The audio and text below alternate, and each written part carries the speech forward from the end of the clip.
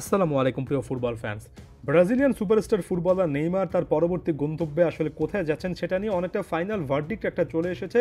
খ্যাতনামা সাংবাদিক Fabrizio Romano কিন্তু এই ব্যাপারটা টুইট করে অলমোস্ট জানিয়ে দিয়েছেন যে হিয়ার উই গোর, একেবারে কাছাকাছি আমরা আছি। যে মুহূর্তে ভিডিও রেকর্ড করছি সে মুহূর্তের আপডেট এটা। শেষ পর্যন্ত নেইমার সান্তোসেই ফিরে যাচ্ছেন, যে ক্লাবটা থেকে উঠে এসেছিলেন, এবং যে মুহূর্তে আপনারা ভিডিওটা দেখবেন এই প্রসেসটা আরও বেশি করে বেগবান হবে। নিজের এই টুইট বার্তায় ফ্যাব্রিজিও রোমানো একেবারে ক্লিয়ার কাট ভাবে জানিয়ে দিয়েছেন যে নেইমারের সঙ্গে সান্তোসের একটা ভার্বাল অ্যাগ্রিমেন্ট অলরেডি হয়ে গিয়েছে, যেটা অনেকটাই তৈরি হয়ে আছে। ব্যাপারটা আমরা এতদিন ধরে শুনছিলাম, ক্লিয়ার কাট ভাবে সেটাই কিন্তু হতে যাচ্ছে। এর পাশাপাশি আল হিলালের সাথে একেবারে ফাইনাল স্টেজে এই ডিলটা আসলে কিভাবে ফর্মুলেট করা যায় সে ব্যাপারটা নিয়ে আলোচনা চলবে, এবং নেইমার তার ওই শৈশবের ক্লাবটায় ফিরে যাওয়ার মাধ্যমে একটা চক্রও কিন্তু পূরণ করে ফেলবেন। এখন নেইমারের সাথে সান্তোসের যে সম্পর্কটা সেটা আপনাদেরকে নতুন করে মনে করিয়ে দেওয়ার কিছু নেই। তারপরে খুবই গুরুত্বপূর্ণ একটা ইনফরমেশন একটু জানিয়ে দিই।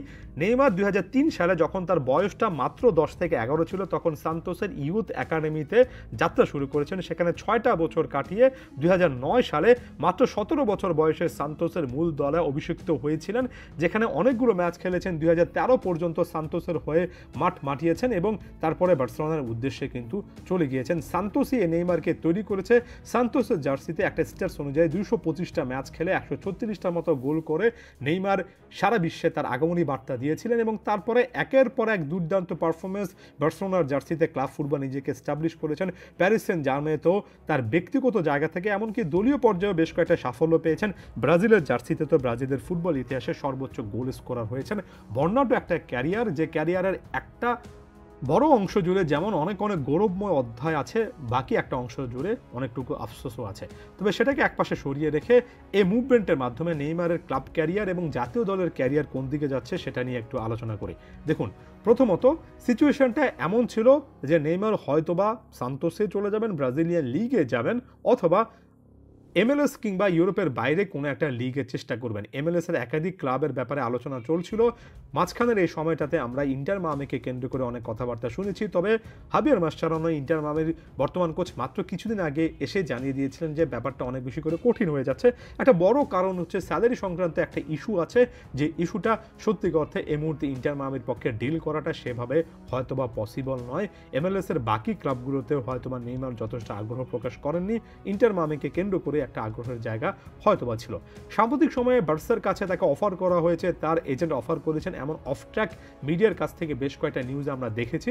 এগুলো সত্য না মিথ্যা সেটার জন্য ভবিষ্যতের উপর নির্ভর করতে হবে।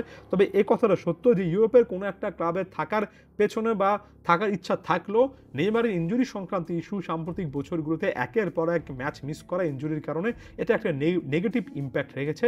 এই সিচুয়েশনটাতে ব্রাজিলে ফিরে যাওয়াটাই হয়তোবা সবচেয়ে মোক্ষম একটা সিদ্ধান্ত হতে পারে। নেইমার এর আগেই ইউরোপ ছেড়েছিলেন, তাই ব্যাপারটা নতুন করে আফসোসের কোনো জায়গা হওয়ার কথা নয়।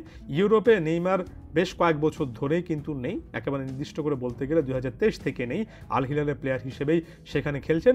সো নতুন করে কোনো রকম হতাশা এটা অ্যাড করার কথা না। তবে আমার কাছে মনে হয় ব্রাজিলের জন্য এটা একটা ফোকাসড এরিয়া তৈরি করবে।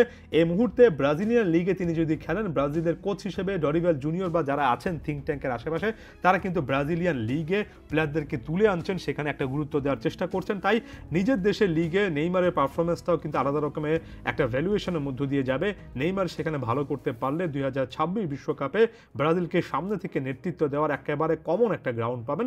এটা এমনিতেই পাবেন, তবে তার আগে 1 থেকে 1.5টা বছর তার ব্রাজিলিয়ান লিগে খেলার যদি একটা এক্সপিরিয়েন্স হয়, আমি নির্দিষ্ট করে বলতে পারি আর কোথাও কাজে লাগুক কিংবা না লাগুক, ব্রাজিল জাতীয় দলে কিন্তু ওভারঅল একটা কাঠামো তৈরি করার ক্ষেত্রে নেইমারের এই এক্সপিরিয়েন্সটা কোচেরা কাজে লাগাতে পারবেন। তাই আমি এখনও ভালো একটা সম্ভাবনা দেখছি, এখনও পজিটিভ সাইডগুলো খুঁজে বের করার চেষ্টা করছি।